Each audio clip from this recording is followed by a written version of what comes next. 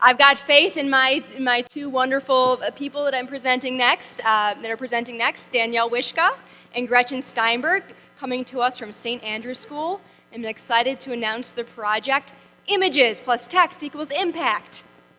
Text plus images equals impact. We are here to share an idea that developed over a lunch meeting between an English teacher and a media specialist. The idea was to take a traditional descriptive essay and revolutionize it using technology. This mission spawned an instructional collaboration in which students learned how to use text and images to communicate their experience of a local venue and design a web page to share with their peers and beyond. And you're part of the beyond. To provide an authentic connection to their writing, I challenge students to compose a descriptive essay about a favorite location and to capture its essence for an audience.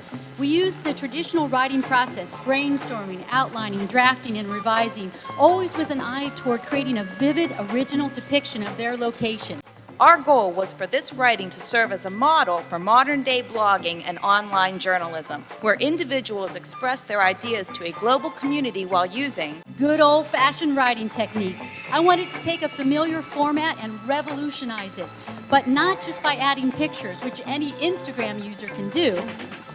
The photo essay, a traditional journalistic genre, pushes students to think creatively about visually representing their ideas using a limited number of images, different types of photos, and compositional principles. We're talking about training students to creatively analyze a scene to visually communicate their ideas through images, the same way they creatively compose a descriptive essay to communicate their ideas through text. But what is photojournalism? We posed this question to students when introducing them to photography. We viewed images by masters and discussed the emotion that can be communicated through a photograph when the photographer carefully crafts an image using design principles and captures a decisive moment. Once students witnessed the power of these examples, they were hooked.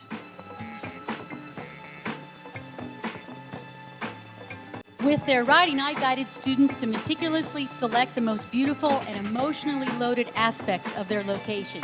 They experimented with word choice, figurative language, and specificity. With their photography, they learned point of view, rule of thirds, and cropping for effect. And I used a variety of instructional modalities, such as classroom activities, online activities using Nearpod, and flipped instructional videos. For example, using their iPhones, students practiced point of view as a whole group lesson, taking photos of their classmates and even their teacher. They applied this lesson by taking multiple images of one object on campus, which they shared through Flickr. A Nearpod assignment guided students through lessons on leading lines, focal point, and rule of thirds. Equipped with these lessons, we assigned homework requiring our fledgling photojournalists to take many shots of their chosen location. Back to their writing, in the final revision phase, I gave students a 500-word limit, which inspired them to make critical choices regarding what mattered and what didn't. With their photos, students made critical choices regarding photographs, which photographs mattered and which didn't. We discussed the power of the close-up, the beauty of a wide angle, and the meaning a human subject adds. Their photo essays had to include just 4 shots: wide angle, mid-range, close-up, and portrait. And had to empower their writing.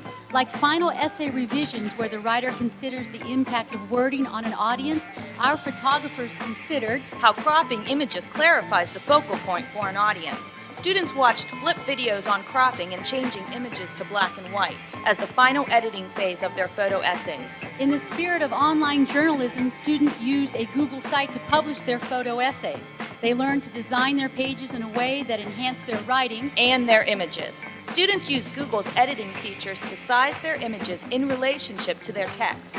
We asked them to choose the images that would best hook their audience and next organize the remaining photos to effectively communicate their ideas in writing. Through this fusion of old school and new age, we taught students to intellectually communicate their ideas online as creators of content to a global audience. Once completed, students amazed themselves. Our collaboration demonstrated to students that they have something important to see and say about the world around them and gave them the voice allowed to all of us by ever-expanding technology. Ultimately, we taught them to powerfully communicate their ideas online and to appreciate the ideas of others. In other words, text plus images equals impact. For more information, Please visit us at the following website that you will see displayed. You can also email us at gretchen.steinberg@standrews.net and danielle.wishka@standrews.net. Woohoo!